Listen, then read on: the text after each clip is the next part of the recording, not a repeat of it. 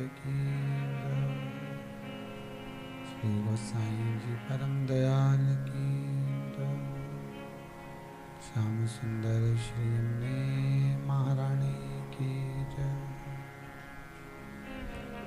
काशी विश्वनाथ भगवान की जय। गौरा महारानी की जय।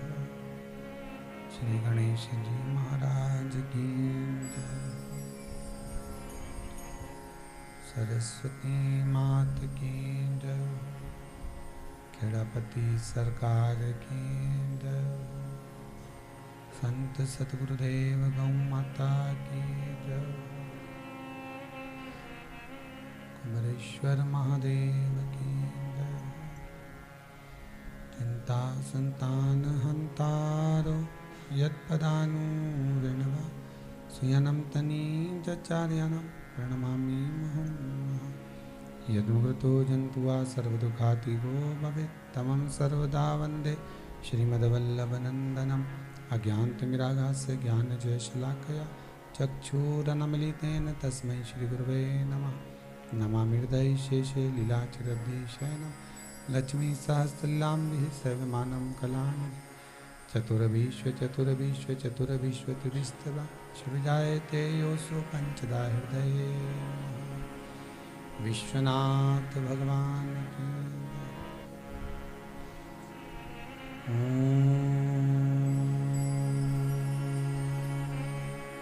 नमः शिवाय।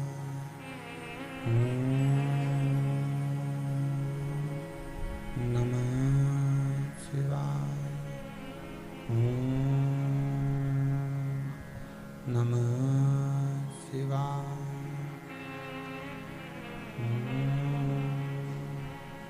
नमः शिवाय। नमः शिवाय।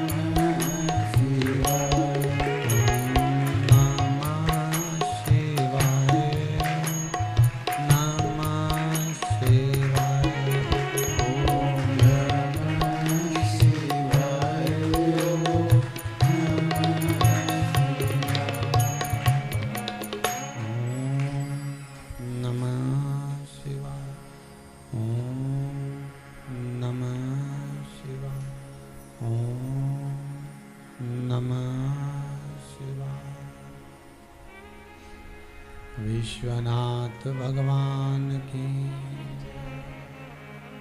हर हर महादेव, हर हर महादेव, हर हर महादेव। काशी विश्वनाथ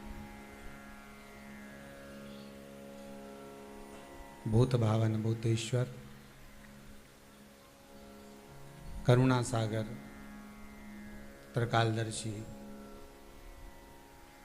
कैलाशी, अविनाशी भगवान शिव, जिनकी पुनित पावन शिव महापुराण की कथा, जो जीवन का सुख प्रदान करने वाली है,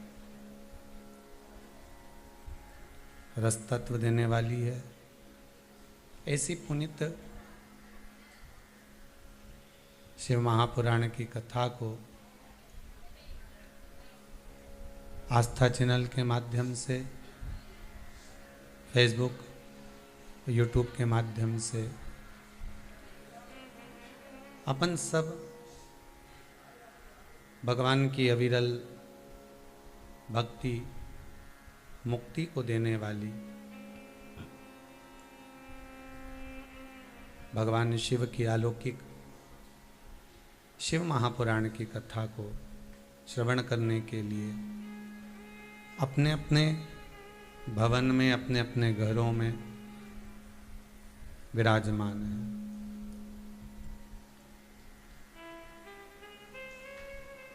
ओगड़दानी शिव,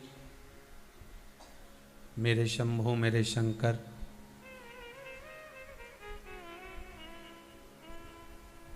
जिनकी कृपा पात्र हैं राठी परिवार बड़ौदा, सोनी परिवार अहमदाबाद, सोमानी परिवार सूरत, तोशनीवाल परिवार मुंबई, बयानी परिवार सूरत। पंचामृत शिव महापुराण की कथा का ये श्रावण के महीने में श्रवण कर अपने जीवन को सार्थक बनाने का जो सौभाग्य मिला है, वो इन पांचों जजमान को बहुत बहुत साधुवाद है, जिन्होंने अपने संपूर्ण कुल को तो तारा ही है। गंगा मैया केवल भागीरथ बाबा के काकाओं के उद्धार के लिए ही नहीं आई है। गंगा मैया तो अगर आई तो संपूर्ण ब्रह्मांड के उद्धार के लिए आई।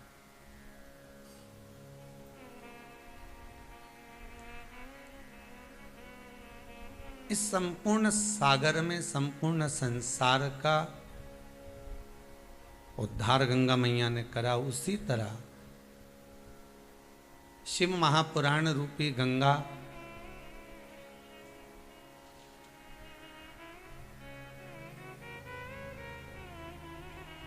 शिव के नाम की गंगा आज संपूर्ण विश्व का कल्याण कर रही। ये शिव महापुराण को तो लोगों ने छुपा कर रख दिया था,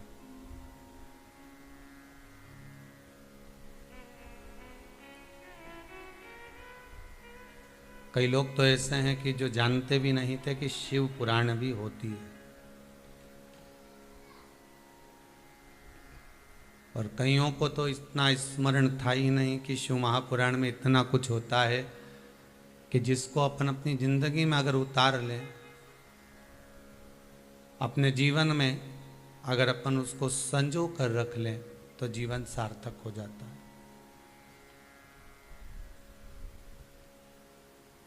शिव तत्व को जानना,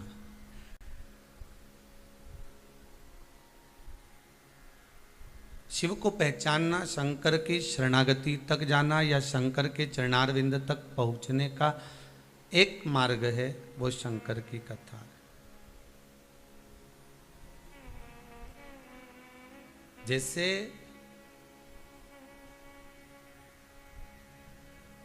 दवा जिसको आप खाते हो वो खुशी नहीं देती है,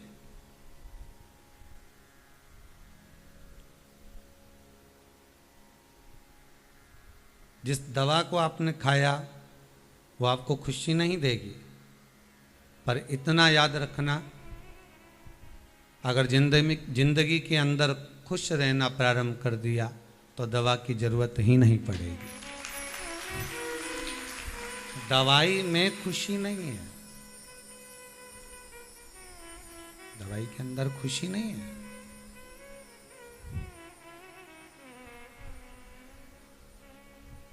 पर खुशी के अंदर दवा है। आपके प्रसन्न रहने पर, आपके आनंद में रहने पर, आपकी प्रसन्नता में कुछ ऐसी औषधि है कि जो आपको तो श्रेष्ठ करेगी ही, आपको तो अच्छा करेगी ही, साथ में जितने आपके परिवार के लोग हैं, कुटुंब के लोग हैं, उनको भी श्रेष्ठ कर दे।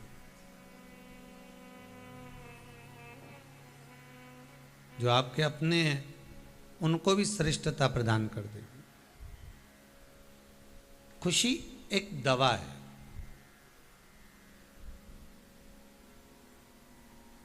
पर उस खुशी को पाना, उस खुशी तक पहुंचना शिव का स्तवन है, शंकर का अनुमोदन।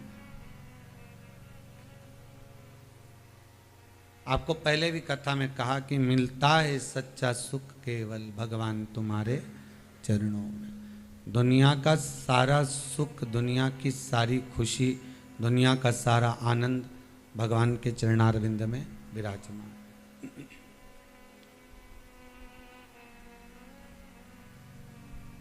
अब हम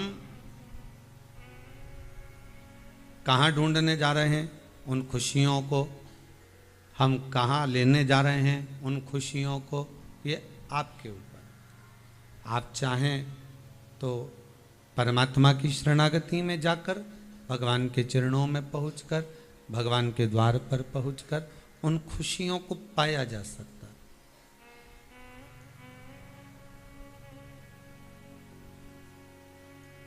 सबको पाने में देरी हो सकती है, पर शिव महापुराण की कथा कहती है शंकर को पाने में देरी नहीं होती महाराज।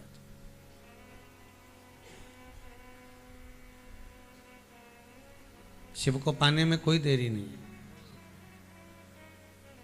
सबको रिझाने के लिए वस्तुओं की जरूरत पड़ती है, पर शंकर को रिझाने के लिए वस्तुएं भी नहीं चाहिए।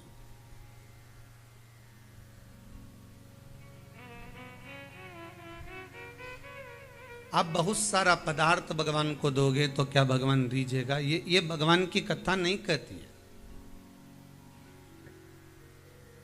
कि आपको देना ही पड़ेगा। ये तो एक लौकिक बात हम लोगों ने बना कर रखी है कि भगवान हमारा ये काम कर देंगे तो हम भगवान को ये दे देंगे। भगवान ने कभी आकर कहा कि तुम मुझको कुछ दो? भगवान कभी आकर आपके सामने बोला हो कि मुझे ये प्रदान करना, मुझे ये दे देना? तो भगवान कभी नहीं कहेगा आपके सामने आकर, भगवान कभी तुम्हारे सम्मुख में जाकर नहीं कहेगा कि मुझे ये दिया जाए, मुझे नहीं चाहिए कुछ।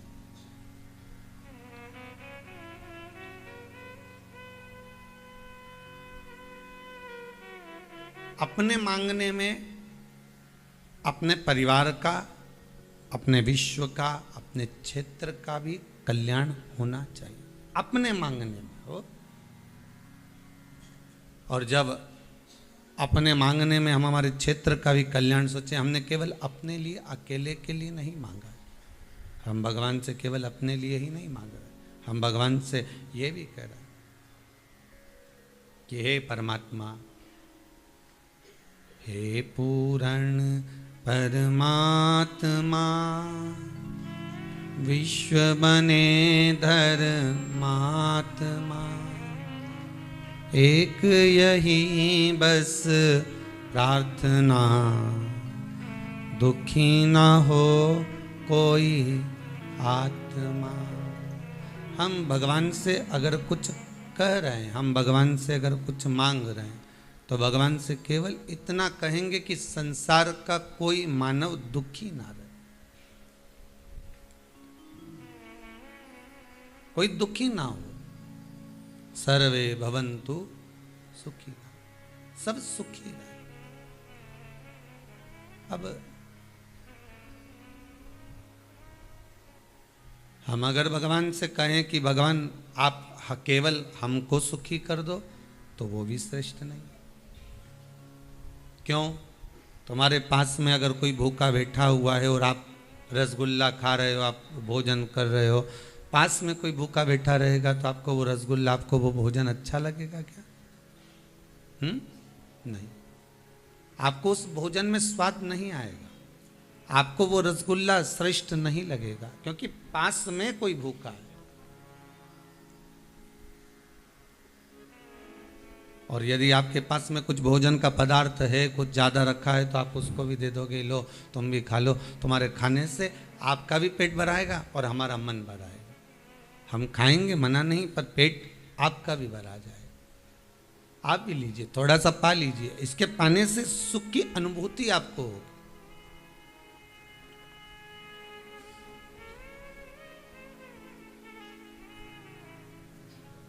पहले का एक नियम था, ग्रामीण क्षेत्रों में, शहरी क्षेत्रों में, आप लोगों ने स्मरण किया होगा, करा कि ना करा हमको नहीं मालूम, पर आस्था चैनल के माध्यम से ये जरूर कहूँगा कि आपने सुना होगा, आपने स्मरण किया होगा कि अतिथि देवो।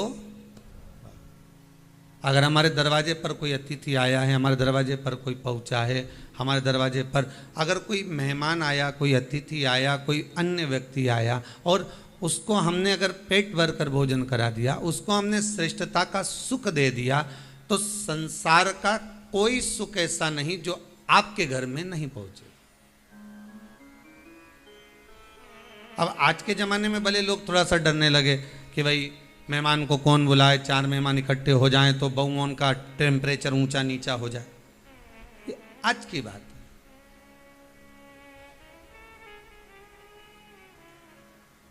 पर प्रथम का जो सुख है, सारे पुराणों को अगर आप उठाकर देखेंगे तो अतिथि देवो भव। जो अतिथि हमारे यहाँ आ रहा है, जो भले पड़ोसन 50 बार आ रही है, भले नातेदार, रिश्तेदार, कुटुंब, कबीले, हमारे दरवाजे पर अगर किसी का पांव पड़ा है तो वो आपका अतिथि है, भले पड़ोसन 25 बार क्यों ना, वो आपका अतिथि। और उस अतिथि को भोजन करा देना, उस अतिथि का सम्मान कर देना, उस अतिथि का आदर कर देना, क्या मिलेगा उससे? क्या प्राप्त होगा? शिव महापुराण की कथा कहती है, ऐसा कोई पदार्थ नहीं, ऐसी कोई वस्तु नहीं जो किसी के आदर करने के बाद आपको प्राप्त ना होती। अतिथि देवो भव का मतलब केवल बोलने से मतलब नहीं है। देव भव मतलब अतिथि देवता है। देवता है मतलब इसका मतलब क्या है कि अगर आपने इसको कुछ दिया है, इसको अगर कुछ किया है, इसके लिए कुछ प्रदान किया है, तो उसका सुख आपके खाते में जुड़ गया। आपने जैसा दिया वैसा उसको मिलेगा, वैसा आपको प्राप्त होगा।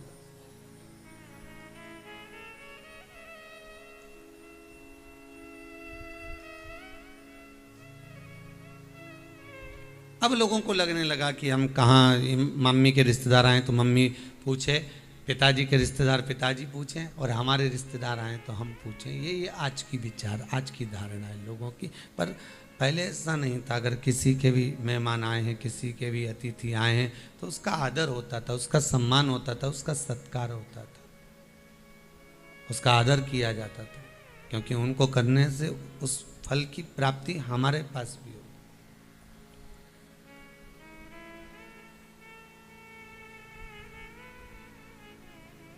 पर मान लो अतिथि का यदि अपमान हो गया, आया हुआ कोई व्यक्ति भूखा रह गया, तो फिर दोष किसको लगेगा?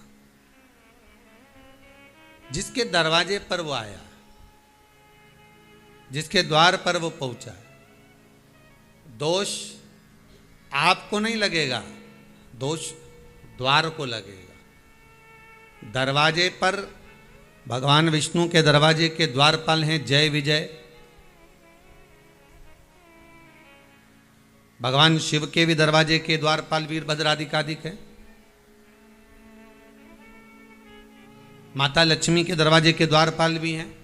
माँ आद्यशक्ति जगदम्बा के दरवाजे के द्वारपाल भी हैं। राधा रानी के दरवाजे के भी द्वारपाल हैं। भगवान कृष्ण के दरवाजे के भी द्वारपाल हैं। तो द्वारपाल का मतलब ये नहीं होता कि तुमने किसी को पैसा दे के दरवाजे पे खड़ा कर दिया हो कि यहाँ खड़े रहना दोनों, 5,000 रुपये महीना तुमको देंगे, 5 इधर वाले को 5,000 इसको देंगे, और ऐसा तलवार लेकर डंडा लेकर खड़े रहना हो, बंदूक लेकर। तो इसका मतलब केवल ये नहीं होता कि तुमने द्वारपाल खड़ा कर दिया तो द्वारपाल। द्वारपाल का मतलब अच्छे से समझना कि द्वारपाल किसको कहा गया। द्वारपाल तुम किसी को पैसा देकर खड़ा करो वो द्वारपाल नहीं है, किसी को धन देकर खड़ा करो वो द्वारपाल नहीं है। द्वारपाल का मतलब ये होता है कि जिस दरवाजे से आप प्रवेश करे हैं उस दरवाजे पर जो 2 फाटक होते हैं, उस दरवाजे पर जो 2 चौखटें होती हैं, उस चौखट के भाग को ही द्वारपाल कह दिया गया। और वहां पर ऐसा कोई संसार का मानव नहीं है जिस संसार के मानव के दरवाजे पर कोई ना कोई द्वारपाल ना हो। प्रत्येक मनुष्य के घर पर अगर चौखट लगी है तो चौखट पर द्वारपाल हैं। ये जो पत्थर की जो चौखट होती है ना, ध्यान दीजिएगा, बहुत थोड़ा सा लगेगा लोगों को कि महाराज जी आप बोल रहे हैं, पर वास्तुशास्त्र के अनुसार अगर आप अच्छे से वास्तुशास्त्र को पढ़ेंगे, निकालेंगे, उसका स्मरण करेंगे तो आपको ज्ञात होगा कि लकड़ी की जो चौखट होती है उसमें द्वारपाल का महत्व होता है। पत्थर की पेलरिंग कराकर जो चौखट तैयार करी जाती है उसमें द्वारपाल का भाव समाप्त हो जाता है। इसका थोड़ा सा ध्यान रखना चाहिए कि आपका मुख्य दरवाजा, आपका मेन दरवाजा, आपका जो द्वार है उस द्वार पर आप कुछ भी कर इसलिए आज के ज़माने में कह दिया जाता है कि आप एक काम करो कि अगर मान लो आपने लकड़ी का चौखट नहीं लगाया है, लकड़ी की चौखट नहीं तैयार करी है, तो कह देते हैं कि इसमें यहाँ पर बंदरवाल बांध दी जाए, पत्ते बांध दिए जाए। बंदरवाल बांधने का महत्व ही यही है कि आप उस लकड़ी की चौखट को जब लगा देते हैं तो उस पर द्वारपाल आकर विराजमान हो जाते। अब कौन द्वारपाल?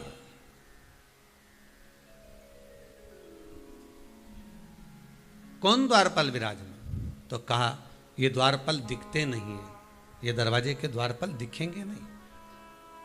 हिंदू धर्म में पहले नियम था, हमने तो महाराष्ट्र में आज भी देखा है, गुजरात में भी देखा है। पहले हिंदू धर्म में नियम था, थोड़ा थोड़ा हमारे मध्य प्रदेश में भी हमको देखने को मिलता है, छत्तीसगढ़ में भी मिलता है, आदिकातिक उत्तराखंड में भी प्राप्त होता है, साउथ में भी देखने को मिलता है, कहीं कहीं पर थोड़ा थोड़ा देखने को मिलता है कि प्रतिदिन घर की माताएं घर के दरवाजे के बाहर जाकर पानी को छींटती हैं और थोड़े से आटे को लेकर, रंगोली को लेकर दरवाजे के सामने बना देती हैं। किसके लिए बना रही हैं? वो दरवाजे पर रंगोली, वो दरवाजे पर सुंदरता किसके लिए कर रही हैं? वो किसके लिए इंतजार कर रही, किसकी बाट जो रही, किसके लिए प्रतीक्षा कर रही? कोई दूसरा नहीं, अतिथि देवो भव। अर्थात दरवाजे पर जो चौखट बनी हुई है, दरवाजे पर जो द्वारपाल विराजमान है, वो द्वारपाल कौन है? तो कहा वो दिखते नहीं है, वो नजर नहीं आते, वो दिखेंगे नहीं।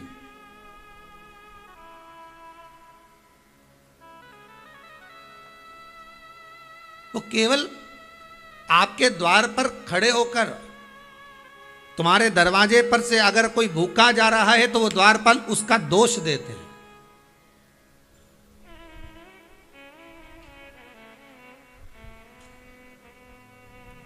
किसको मालूम है कि आपने दान करा? किसको मालूम है कि आपने पुण्य करा? किसको मालूम है कि आपने सत्कर्म करा? किसको मालूम है कि आपने भगवत स्मरण किया? वो केवल एक का खाता, वो है द्वारपालों का खाता। क्योंकि दरवाजे पर कोई आया और आपने उठाकर कुछ दिया तो दरवाजे के द्वारपालों ने वो देख लिया। दरवाजा उसकी साक्षी है, द्वार उसकी साक्षी है कि इन्होंने कुछ दिया है, इन्होंने कुछ प्रदान किया।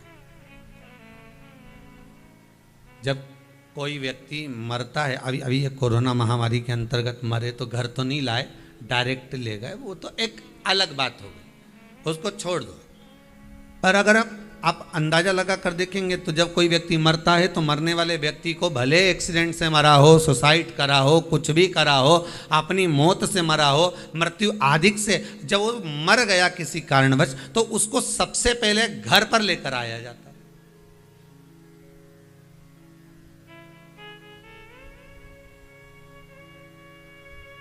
गरुड़ पुराण कहती है 10 दिन तक जीवात्मा उसकी अटारी पर रहती है। गरुड़ पुराण का संवाद कर रहा है 10 दिन तक जीवात्मा उसकी अटारी पर। और जब 10 दिन तक जीवात्मा उसकी अटारी पर रह रही है, 10 दिन तक जीवात्मा वहां निवास कर रही है, 10 दिन तक जीवात्मा वहां पर रह रही है, तो उसके पास में हिसाब तो पूरा होगा ना। उस दरवाजे पर से, उस द्वार पर से उस बॉडी को, उस शरीर को जो मर गया है, देवलोक गमन जो कर गया है, स्वर्ग चले गया, वैकुंठवास जिसका हो गया, उसको दरवाजे से लेकर जाया जाता है। क्यों? क्योंकि इस द्वार के जो द्वारपाल हैं वो उसका हिसाब, उसका चिट्ठा उसके साथ भेजते हैं कि इतना इसने दान किया, इतना इसने पुण्य करा, इतना इसने सत्कर्म करा, इतना इसने स्मरण किया है, दान किया है, पुण्य करा है, सत्कर्म करा है, भजन किया है, कीर्तन किया है, नाम जाप किया है। ये उसके अंतर्गत उसको बता देते हैं कि इसने इतना किया है।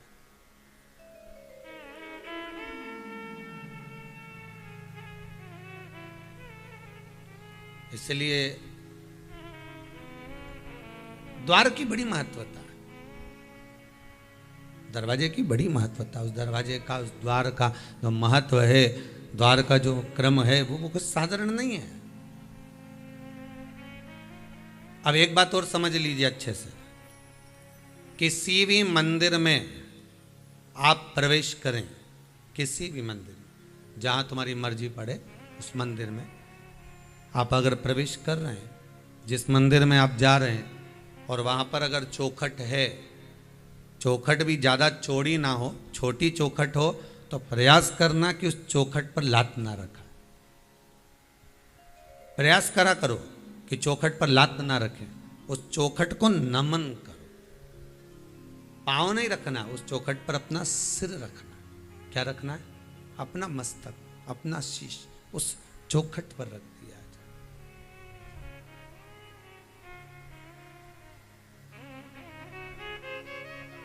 वो कहे ना, तेरी चौखट पे ओ भोले बाबा, सिर हमारा झुकाई रहेगा, जब तलक तुम नहीं दोगे दर्शन, सिर हमारा झुकाई रहेगा।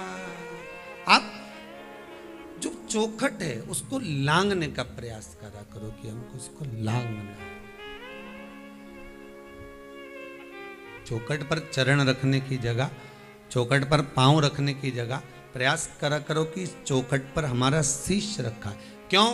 उसका क्या कारण है? क्या कारण हो सकता है?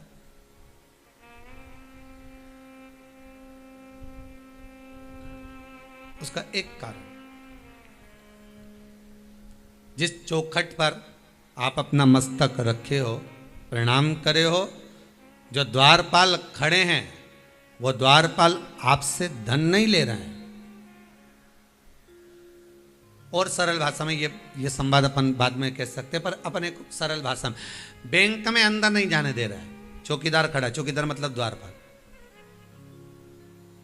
फैक्ट्री में अंदर नहीं जाने दे रहा है, द्वारपाल खड़ा है। मंदिर के अंदर नहीं जाने दे रहा है, द्वारपाल खड़ा है। क्या करोगे? और तुम्हें जाना जरूरी है। 500 का नोट निकाला, किसको दिया? जम के बोलो, उसी द्वारपाल को। द्वारपाल को दिया तो वो अंदर भेजेगा कि नहीं भेजेगा? अंदर से बोल के आएगा, सर कोई आया हुआ। अब यहां सीधी सीधी बात है, भगवान कृष्ण के दरवाजे पर सुदामा जब जाकर पुकारे, आवाज लगाई,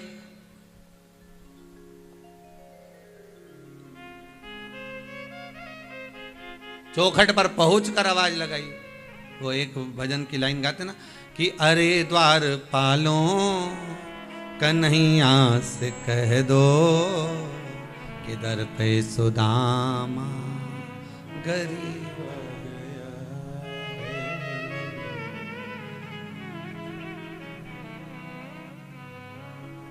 भटकते भटकते ना जाने कहाँ से तुम्हारे महल के करीब आ गया। आप द्वारपाल से क्या कह रहे हैं?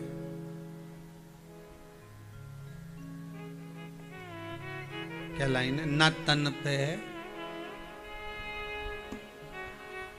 न तन में पगड़ी न धन पे जामा, बता दो कन्हैया को नाम है सुदामा। द्वारपाल गया था अंदर। अरे बोलो तो, तुम कैसे भी कपड़े पहनकर किसी द्वारपाल से जाकर कह दो कि भाई हम तो बहुत गरीब है रे, हम बहुत तकलीफ में हैं, तुम अंदर जरा जाकर मंत्री जी से कह तो द्वारपाल जाएगा?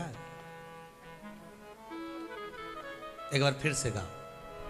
ना सिर पे है पगड़ी न तन पे जामा, बता दो कन्हैया को नाम है सुदामा। अच्छा, द्वारपाल एक बात और कहते हैं, इनके जैसे ढेर आते हैं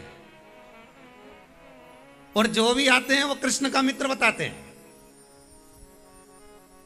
अब तुमने कहा ना वो सेठ जी से जाके बोलो हम उनको पहचानते हैं, हमारा नाम बोल देना हो, हमारा नाम भेरू सिंह, बोलो जरा जाके बोलो। अब सारे द्वारपाल एक दूसरे को देख के हंसेंगे कि नहीं हंसेंगे? बताओ, इसके जैसे तो ढेर आए रे रोज, ऐसा का जन कितना भेरू आए, ना जाने कितना आता होगा। फिर भी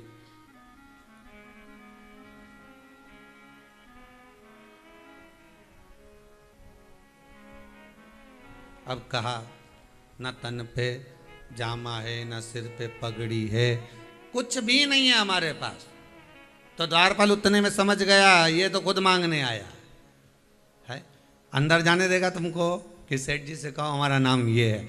भले भेरू नाम हो तुम्हारा तो कौन पहचानेगा? हाँ, एक कथा के माध्यम से जरूर पहचान जाएगा कि भेरू बोलते तो मतलब सियोर वाला महाराज का पहचान वाला है, पर बाकी के तो कोई पहचाने क्या कि ये आया है, इसको कोई पहचान? तो कोई नहीं पहचाने। अब द्वारपाल से तुम जाकर कहो तो कहो कि हमारे को कुछ भी नहीं है साहब, मैं बहुत तकलीफ में हूं, मुझे सेठ जी से मिलवा दो। कौन मिलने देगा? कोई नहीं,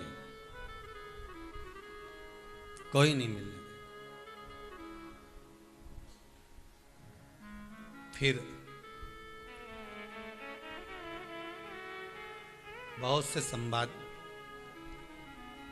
बहुत कुछ कहा, बहुत कुछ।